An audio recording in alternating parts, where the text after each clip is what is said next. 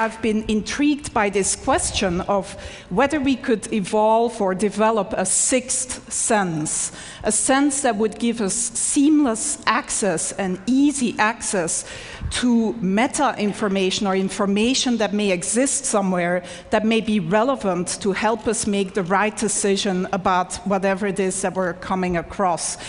And some of you may argue, well, don't today's cell phones do that already? But I would say no. When you meet someone here at TED, and this is the top networking place, of course, of the year, you don't shake somebody's hand and then say, can you hold on for a moment while I take out my phone and Google you?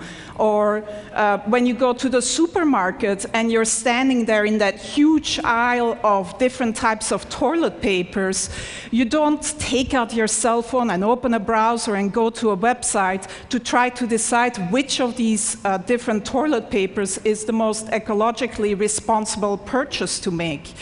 So we don't really have easy access to all this relevant information that can just help us make optimal decisions about what to do next and what actions to take. And so my research group at the Media Lab has been developing a series of inventions to give us access to this information in a sort of easy way without requiring that the user changes any of their behavior. And I'm here to unveil our latest effort and most successful effort so far, which is still very much a work in process. I'm actually wearing the device right now, and we've sort of cobbled it together with components that are off the shelf, and that, by the way, only cost $350 at this point in time. I'm wearing a camera, just a simple webcam, a portable battery-powered projection system with a little mirror. These components communicate to my cell phone in my pocket, which acts as the communication and computation device. And in the video here, we see my student Pranav Mistry, who's really the genius who's been implementing and designing this whole system.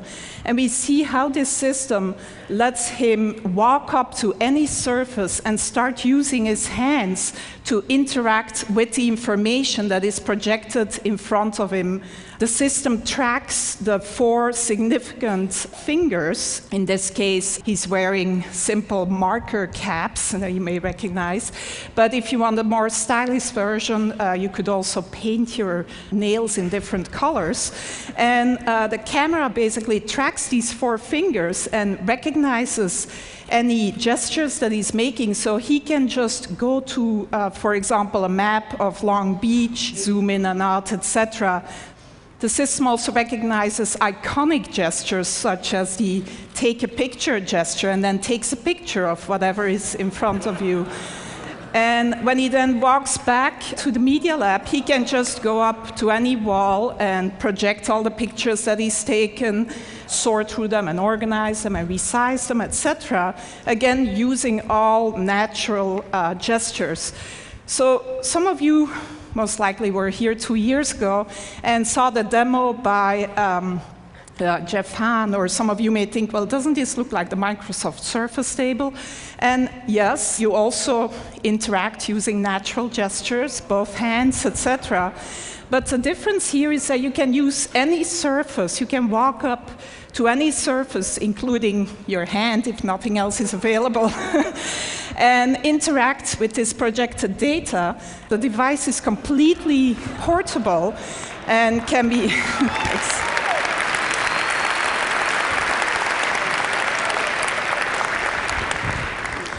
So one important difference is that it's totally mobile. Another even more important difference is that in mass production, this would not cost more tomorrow than today's cell phones, and would actually not sort of be a bigger package and could look a lot more stylish than this version that I'm wearing around my neck. But other than letting some of you live out your fantasy of looking as cool as Tom Cruise in Minority Report. The reason why we're really excited about this device is that it really can act as one of these sixth sense devices that gives you relevant information about whatever is in front of you. So we see Pranav here going into the supermarket, and he's shopping for some paper towels. And as he picks up a product, the system can recognize the product that he's picking up using either image recognition or marker technology and give him the green light or an orange light. He can ask for additional information. So this particular choice here is a particularly good choice given his personal criteria. Some of you may want the toilet paper with the most bleach in it rather than the most ecologically responsible choice. But if he picks up a book in the bookstore, he can get the Amazon rating, gets projected right on the cover of the book.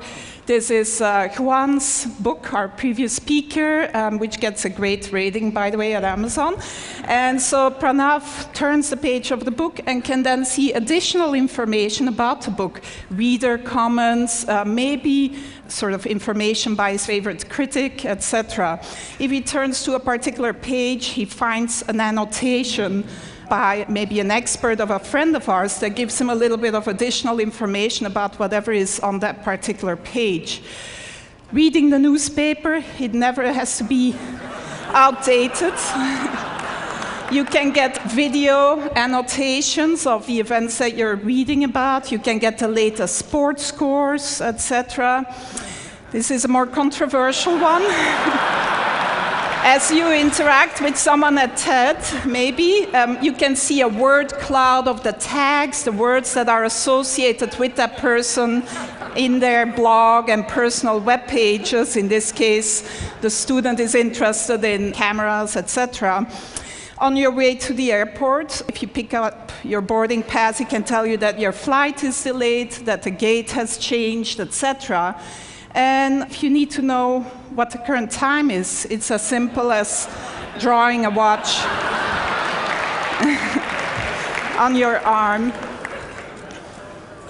So that's where we're at so far in developing this sixth sense that would give us seamless access to all this relevant information about the things that we may come across. My student, Pranav, who's really, like I said, the genius behind this.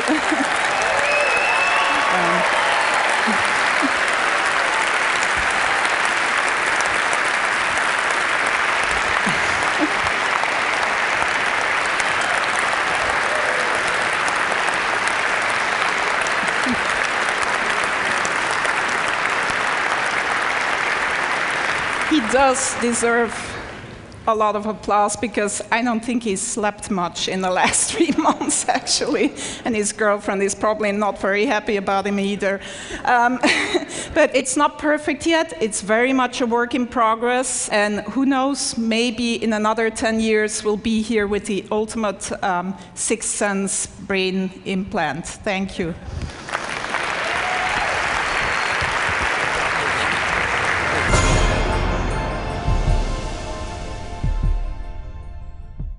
If you did an internet search in the greater Detroit area, you'd see bad news. Companies are closing, that houses were being foreclosed upon. However, when there are negative things going on, there's also opportunity. And for people that look for it, like Dave, they see the opportunity and they say, I can make a difference here. There's a constant stream of negative news about, economics and whatever. And so it's nice to inject some positive news coming out of Ypsilanti. It's motivation to make you want to do something to help out your town.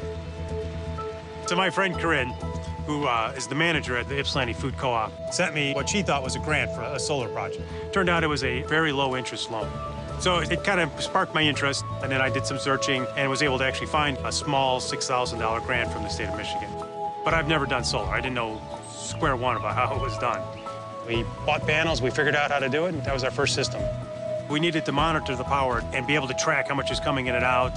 I did find products that would do this for us, but those products could cost thousands of dollars. We didn't have $1,000. We invented a way to read utility meters for essentially free. My goal is to see a cloud. And I wanted to see a nice, smooth solar graph.